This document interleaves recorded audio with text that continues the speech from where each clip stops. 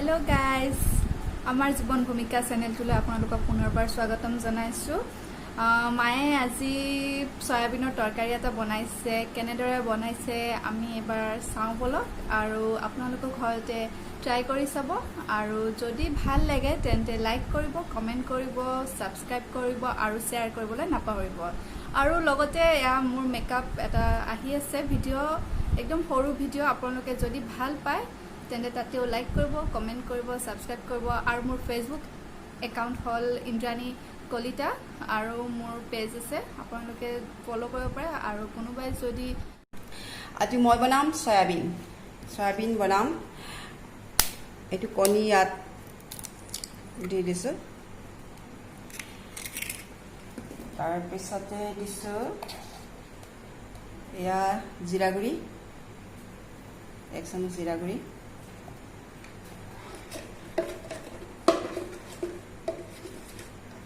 এয়া ৰং গুড়ি,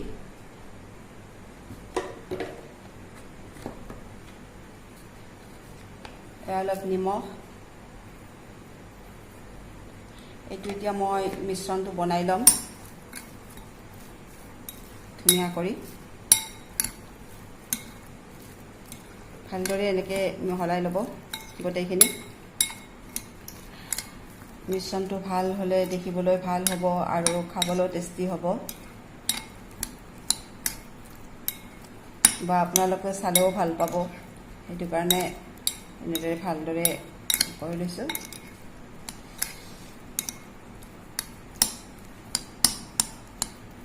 এইটো তাৰপিছতে মই কেৰাহীত গৰম কৰিম।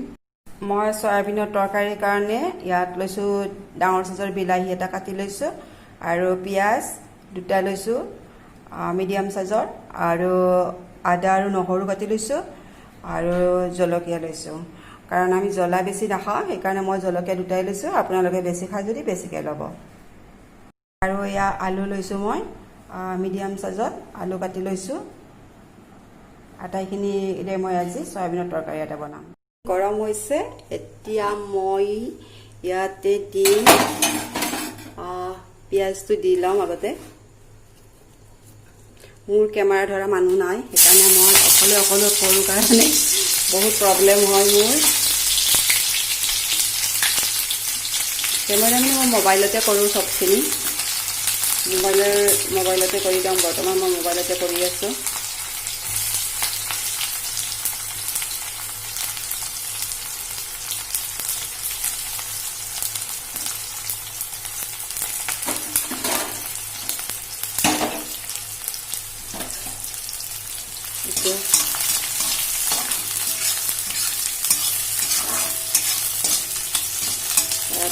ভাজি লৈছোঁ এইটো মই।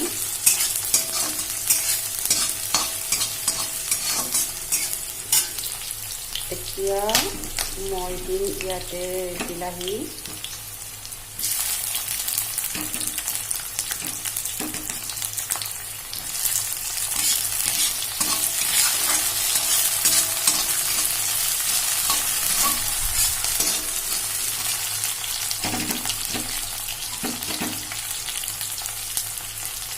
এয়া আদা আৰু নহৰু,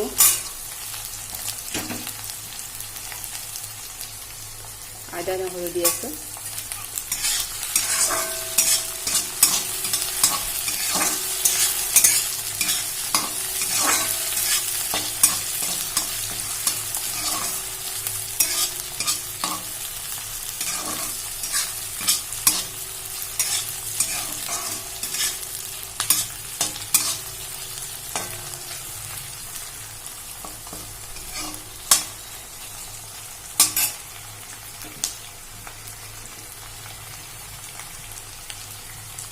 জলকীয়া এটাই দিছোঁ, আমি জ্বলা নাখাওঁ সেইকাৰণে জলকীয়া মই এটাই দিছোঁ প্ৰথমতে, লাগিলে পিছত লৈ চাম।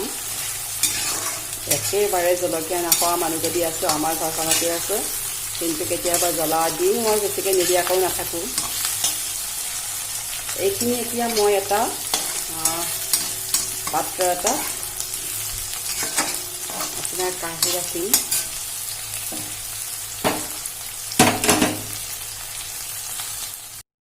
এতিয়া মই মিঠাতেল অকণমান দি তাত মই আলুখিনি ফ্ৰাই কৰি লৈছোঁ।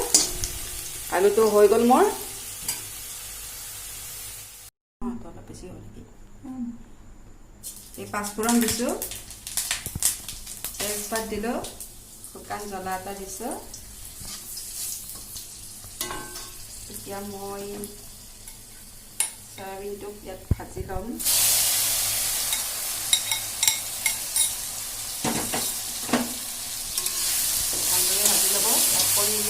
যিহেতুকে মই আগতো অলপ নিমখ দিছিলোঁ সেইকাৰণে অকণমান কম কৰি দিছোঁ মই নিমখটো আপোনাৰ ৰং গুড়া দিছোঁ মই ইয়াতে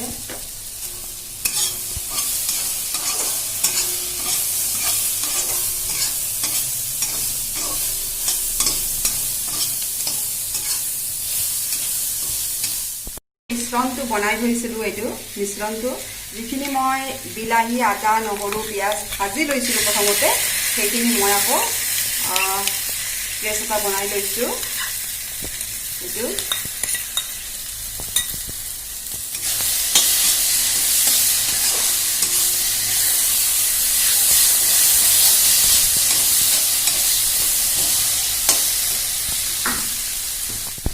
যিখিনি আলু ফ্ৰাই কৰি থৈছিলোঁ সেইখিনি দিছোঁ ইয়াতে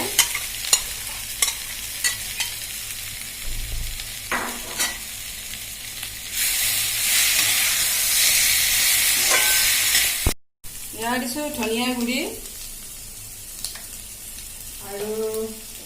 আৰু লগতে দিছোঁ মই অলপ গৰম মছলা এতিয়া মই ভালদৰে মিশ্ৰণটো কৰি পানী দিছোঁ আপোনাৰ 1-1.5 গিলাচমান পানী দিছোঁ এইটো আপোনালোকে ভালদৰে এনেকৈ লৰাই দিব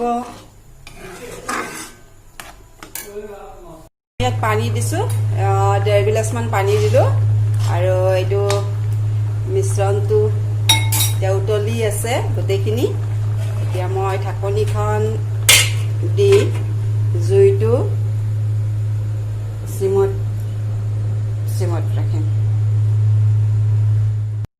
এতিয়া মোৰ ৰেডি হৈ গ'ল চয়াবিনৰ তৰকাৰী তো আপোনালোকৰ এনেকৈ বনাই খাব আৰু ভাল লাগিলে লাইক কৰিব কমেণ্ট কৰিব আৰু ছাবস্ক্ৰাইব কৰিবলৈ পাহৰি নাযাব লাভ ইউ অল সকলোকে মৰম দিছোঁ মৰম মোকো দিব আপোনালোকে আপোনালোকৰ এটা এটা লাইকে বহুত উৎসাহ উদ্দীপনা যোগাব আৰু ছাবস্ক্ৰাইব কৰিবলৈ পাহৰি নাযাব নতুনকৈ আপুনি যদি চেনেলটো চাইছে